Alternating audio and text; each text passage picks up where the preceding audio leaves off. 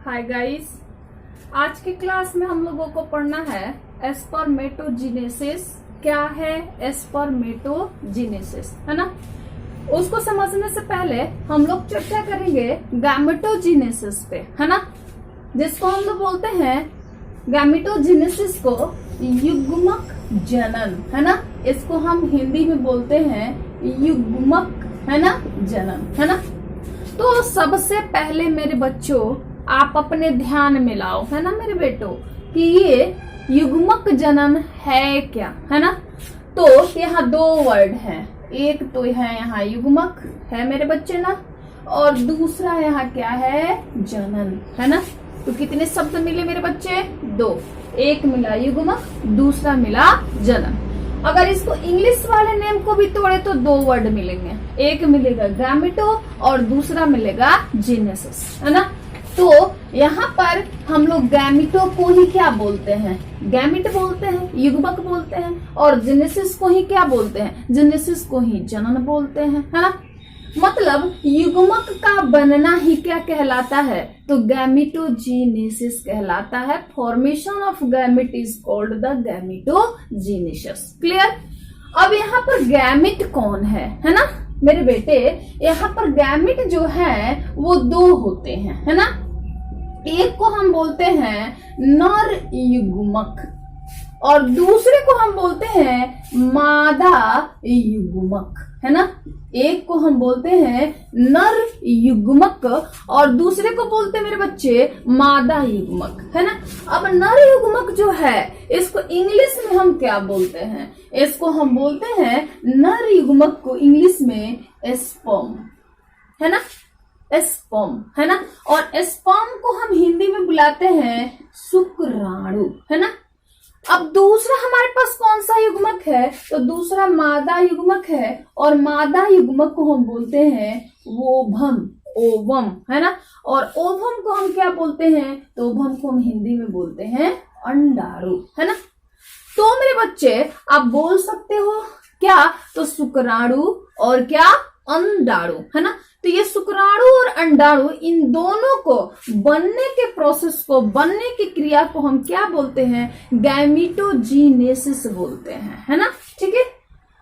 अब अगर ये शुक्राणु बनता है ना, तो इसको हम अंग्रेजी में बोल सकते हैं स्पर्मेटोजेनेसिस, बोल सकते हैं स्पर्मेटोजेनेसिस, है ना, शुक्राणु जनन, है ना। हम क्या बोल सकते हैं मेरे बच्चे, बोल सकते हैं शुक्राणु जनन। क्लियर। तो आप सीधे बोल सकते हो शुक्राणु जनन के, शुक्राणु बनने की क्रिया को क्या बोलते हैं, शुक्राणु जनन बोलते हैं। और दूसरा हमारा क्या हो जाता है, ऊजेनेसिस, है ना। इसको हम हिंदी में बोलेंगे अंडाणु जनन, है ना। तो अंडाणु बनने की क्रिया को क्या बोलेंगे, अंडाणु जनन, है ना। ठीक है, या ऊजेनेसिस। तो अब क्या बोलोगे, शुक्राणु जनन और अंडाणु जनन, है ना। अब इन दोनों ही जनन को एक साथ हम क्या बुला लेते हैं, तो इन दोनों को ही एक साथ हम युग्मक जनन बुला लेते हैं, है ना।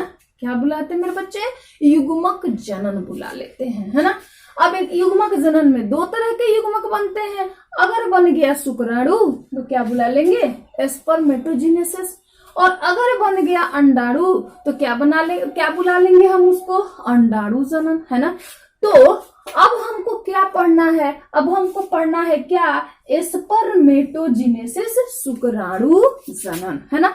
मतलब शुक्राणु जनन कहाँ होती है, कैसे होती है, कब होती है ना, और इसमें, इसके होने में मदद कौन करता है। तो इन सारी चीजों को हमको क्या करना है, अभी पढ़ना है किसमें, तो स्पर्मेटोजेनेसिस में। टॉपिक हमारा क्या रहेगा अब, तो अब हमारा टॉपिक रहेगा क्या, तो स्पर्मेटोजेनेसिस, है ना।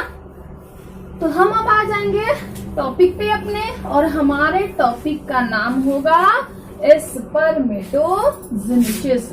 हम इसको ऐसे लिख सकते हैं, है ना, स्पर्मेटोजेनेसिस। और स्पर्मेटोजेनेसिस हमारा शुक्राणु जनन हो गया, है ना। तो सबसे पहले ये शुक्राणु जनन होता किस में है? तो मेरे बाबू मेरे सोना याद होना चाहिए हमें, ये होता है मेल में, है ना। किस में होता है? मेल में, है ना। और मेल बोले तो नर, है ना, नर, यानी ये नर में होता है। अब ये नर के किस भाग में होता है? तो मेरे बच्चे ये नर के गोनैड में होता है ना। शुक्राणु जनन मतलब स्पर्मेटोजेनेसिस, स्पर्मेटोजेनेसिस मतलब शुक्राणु का बनना। ये कहाँ होता है? तो ये गोनैड में होता है। कौन से गोनैड में? तो नर के गोनैड में। और नर के गोनैड का क्या नाम है? तो आप बता सकते हैं, नर के गोनैड का नाम है टेस्टिस या वृषण, है ना। मतलब नर के गोनैड में, नर के वृषण में, टेस्टिस में स्पर्मेटोजेनेसिस की क्रिया होती है। आप साफ साफ बता दोगे, जिसमें क्या बनता है? जिसमें स्पर्म बनता है, शुक्राणु बनता है ना। तो ये क्रिया उस नर में कब होती है ना। तो आप बता सकते हो कि जब वह नर 11 to 13 ईयर्स का होता है, यानी 11 से 13 वर्ष के आयु का जब नर होता है ना, तब उस नर के, है ना, तब उस नर के वृषण में, गोनैड में, टेस्टिस में क्या होती है? तो शुक्राणु बनना शुरू होता है ना। ठीक है, तो यह क्रिया क्या है? स्पर्मेटोजेनेसिस है ना। अब हमको थोड़ा सा एक बार ध्यान दे लेनी चाहिए कि आखिर शुक्राणु जो होता है वृषण के किस भाग में बनता है। तो हम जब हिस्टोलॉजी ऑफ टेस्टिस पढ़ रहे थे, वृषण के अंदर की रचना के बारे में पढ़ रहे थे, तब हमने पढ़ा था, क्या पढ़ा था? तो हमारा ऐसे करके एक क्या था? वृषण था, है ना। नंबर ऑफ वृषण कितने थे? नंबर ऑफ टेस्टिस कितने थे? तो 2 थे, है ना। जिसमें सपोज करो हमने एक टेस्टिस बनाया और एक टेस्टिस का जब हमने सेक्शन किया, काटा, तो क्या देखा? ऑलरेडी टेस्टिस 3 लेयर से क्या था? बना हुआ था। और 3 लेयर से बने हुए टेस्टिस में जो अंदर वाली लेयर थी वो क्या हो गई थी? पूरे टेस्टिस के अंदर ऐसे ऐसे ऐसे ऐसे 250, कितने? 250 चैम्बर में बट गई थी। और इस 250 चैम्बर को कहीं कहा गया है क्या? कक्षाएं या कक्ष, या कहीं कहा गया है, या कहीं कहा गया है लोब्यूल, है ना। इन नामों से बुलाया गया है ना। और मैंने आपको क्या बताया था कि इन लोब्यूल के अंदर मेरे बेटे, एक लोब्यूल के अंदर चाहे तो एक, है ना, या चाहे तो 2, या चाहे तो 3, है ना। यानी 1 से 3 के बीच में, उससे ज्यादा नहीं, है ना। 1 से 3 के बीच में मेरे बच्चे ट्यूब जैसी स्ट्रक्चर पड़ी होती है। कैसी? तो ट्यूब जैसी स्ट्रक्चर पड़ी होती है। और इस ट्यूब जैसे स्ट्रक्चर को मेरे बेटे हम क्या बुलाते हैं? को हम बुलाते हैं सेमिनिफेरस ट्यूबूल। क्या बुलाते हैं हम? सेमिनी, है ना, फेरस ट्यूबूल, है ना। और हम इस सेमिनिफेरस को हिंदी में बुला रहे थे शुक्र जनन, है ना, शुक्र जनन नलिकाएं, है ना। इसके अंदर क्या पड़ी होती है? शुक्र जनन नलिकाएं पड़ी होती है ना। अब इन शुक्र जनन नलिकाओं में क्या होता है? तो इन शुक्र जनन नलिकाओं में, है ना, कुछ खास तरह की कोशिकाएं पड़ी होती हैं, है ना। कुछ खास तरह की कोशिकाएं पड़ी होती हैं। और वो भी कितने प्रकार की? तो कुछ खास तरह की, इसके अंदर 2 प्रकार की कोशिकाएं पाई जाती हैं, है ना। एक कोशिका को क्या बुलाते हैं और दूसरी को क्या बुलाते हैं, है ना। तो एक कोशिका को हम बुलाते हैं प्राइमरी, है ना, प्राइमरी जर्म सेल, है ना। एक को बुलाते हैं हम लोग प्राइमरी, है ना, जर्म सेल। ठीक है। इस प्राइमरी जर्म सेल को, है ना, हम लोग दूसरे नाम से भी बुला सकते हैं। क्या बुला सकते हैं? है ना, बुला सकते हैं इसको हम आदि, है ना, आदि बीजाणु, है ना, कोशिका। आदि बीजाणु कोशिका भी बुला सकते हैं। एनसीईआरटी में आदि बीजाणु कोशिका इनका नाम रखा गया है, प्राइमरी जर्म सेल, है ना। इसको हम एक और नाम से बुला सकते हैं, प्रारंभिक, है ना, जनन कोशिका। ठीक है, ठीक है, आप याद कर लेंगे मेरे बच्चे। तो अब प्राइमरी जर्म सेल, है ना, या उसको बोल सकते हैं आदि बीजाणु कोशिका, है ना, या उसको बोल सकते हैं प्रारंभिक जनन कोशिका, है ना। नाम तीन है, चीज सेम है ना। ये कोशिका है, एक खास तरह की कोशिका है ना, जो होती है, कहाँ पर होती है, तो आप क्या बोलोगे, इन सेमिनिफेरस ट्यूबुल के अंदर होती है ना। एक तो टाइप सेल का ये हो गया, है ना। दूसरा जो टाइप होता है सेल का, वो होता है मेरे बच्चे सर्टोली सेल, है ना, सर्टोली, है ना, सेल, है ना, या हम इसको बोल सकते हैं नर्स, है ना, नर्स सेल, है ना, नर्स सेल बोल सकते हैं, है ना। ठीक है, सर्टोली सेल या नर्स सेल, है ना। आप इसको ना हिंदी में बुला सकते हो मातृ कोशिका, है ना, मातृ कोशिका, है ना। तो ऐसे यहाँ पर सर्टोली सेल या नर्स सेल, है ना, हाँ आप इसको हिंदी में बुला लो मातृ कोशिका, है ना, यहाँ पर पड़ी होती है। तो ऐसे यहाँ दो तरह के सेल जो होते हैं मेरे बच्चे। अब क्वेश्चन है, इन कोशिकाओं का काम क्या होता है। तो मेरे बच्चे, इसमें से जो प्राइमरी जर्म सेल है, या आदि बीजाणु कोशिका है, या प्रारंभिक जनन कोशिका है ना, यह डिवीजन करती है, वो भी दो तरह की डिवीजन करती है मेरे बेटो। कौन कौन सी, तो एक डिवीजन को हम बोलते हैं समसूत्री विभाजन। ठीक है, ठीक है मेरे बच्चे, समसूत्री विभाजन, हिंदी में इसको बोलेंगे हम माइटोटिक, है ना, या इसको हम बोल सकते हैं माइटोसिस। क्लियर। और दूसरा ये करती हैं अर्धसूत्री विभाजन, अर्धसूत्री विभाजन, है ना, जिसको हम बोलते हैं मियोसिस डिवीजन, है ना। कौन सी डिवीजन, मियोसिस डिवीजन, है ना। तो मेरे बच्चे, ये जो सेल है प्राइमरी जर्म सेल या आदि बीजाणु कोशिका या प्रारंभिक जनन कोशिका, है ना, ये कोशिका क्या करती है, तो दो तरह के विभाजन करती है। एक करती है समसूत्री, है ना, जिसको बोलते हैं माइटोसिस। दूसरी करती है अर्धसूत्री, जिसको बोलते हैं मेयोसिस, है ना। तो ऐसे ये दो डिवीजन करती है, और ये दो डिवीजन करके लास्ट अपॉन क्या बनाती है, तो लास्ट अपॉन ये बनाती है क्या, तो एस्पर्म्स। क्या बनाती है, तो एस्पर्म्स बनाती है, शुक्राणु बनाती है ना। मतलब यही सेल मेरे बच्चे क्या बनाते हैं, तो स्पर्म बनाते हैं। क्लियर। और ये सेल कहाँ होते हैं मेरे बच्चे, तो सेमिनिफेरस ट्यूबुल के अंदर।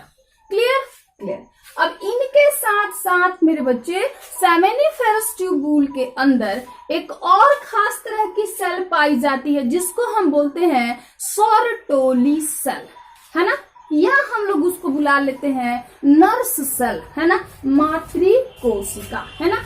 ये सर्टोली सेल, ये मातृ कोशिका, है ना, यह भी कोशिका है एक तरह की, जो कहाँ पर होती है, जो इसी सेमिनिफेरस ट्यूबुल के अंदर रहती है। किसके साथ, तो प्राइमरी जर्म सेल के साथ मेरे बच्चे, है ना। ये किस लिए रहती है भैया, तो ये जो प्राइमरी जर्म सेल होते हैं, है ना, ये डिवीजन करते हैं, डिवीजन करके स्पर्म बनाते हैं। और इतना करने में इनको क्या लगती है भैया, एनर्जी लगती है।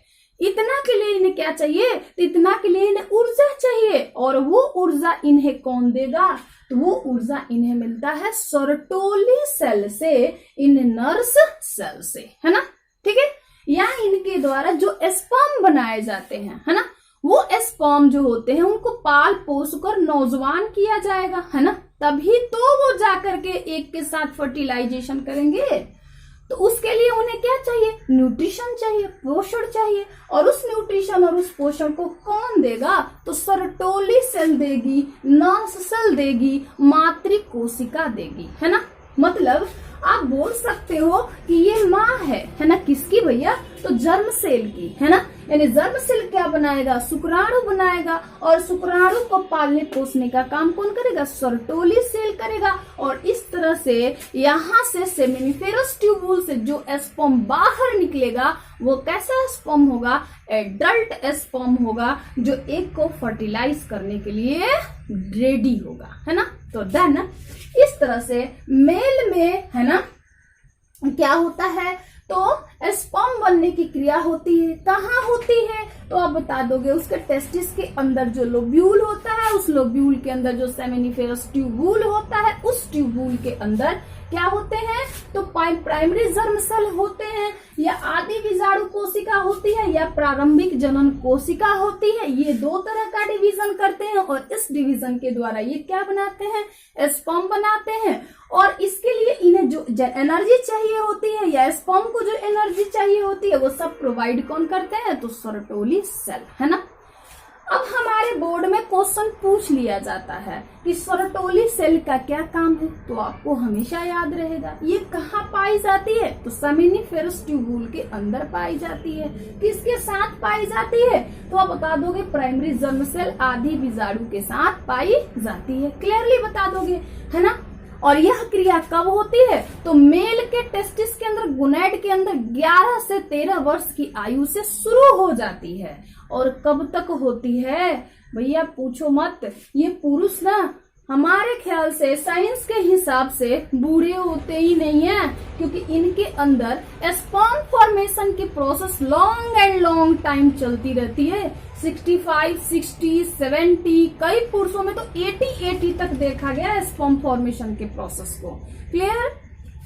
अब हम इसमें आगे ये देखेंगे कि ये जो विभाजन है कब होगी, है ना, इन सेल से किस तरह से स्पर्म बनेगा, है ना। तो नेक्स्ट क्लास में अब हम देखेंगे कि प्राइमरी जर्म सेल से, है ना, या आदि बीजाणु कोशिका से, या प्रारंभिक जनन कोशिका से स्पर्म का फॉर्मेशन कैसे होगा, स्पर्म कैसे बनेगा, है ना। उसके पहले हमारे पास एक क्वेश्चन है कि ये सेल आखिर कैसे बने, तो आपको बताया था मैंने कि जब एम्ब्रियो बनेगा, है ना, तो वो कितने लेयर से बनेगा, 3 जर्म लेयर। कौन कौन था, एक एक्टोडर्म, मेसोडर्म, एक्सोडर्म, है ना। तो जो मेसोडर्म होगी, बीच वाली लेयर, उस मेसोडर्म से क्या बनेगा, तो ये सेल बनेगा, है ना। कहाँ पर बनेगा, तो टेस्टिस के अंदर बनेगा, है ना। तो देन अगले क्लास में हम पढ़ेंगे कि आदि बीजाणु से या प्राइमरी सेल से, है ना, प्राइमरी सेल से कैसे बनेंगे क्या, स्पर्म, है ना। इन स्टेप्स को अगली क्लास में देखेंगे, है ना। साथ में आप सभी से मेरा निवेदन है कि आप वीडियोस को और भी स्टूडेंट्स के पास शेयर कीजिए, ताकि वो भी यूट्यूब पे फायदा ले सके, बायोलॉजी को अच्छे से पढ़ सके, है ना। अगर आपको इसके साथ ही क्लास पसंद आए तो सब्सक्राइब करना ना भूलिए, है ना, और बेल आइकन दबाना ना भूलिए, ताकि समय समय पे आपको वीडियोस के नोटिफिकेशंस मिलते रहें, है ना। Okay, bye.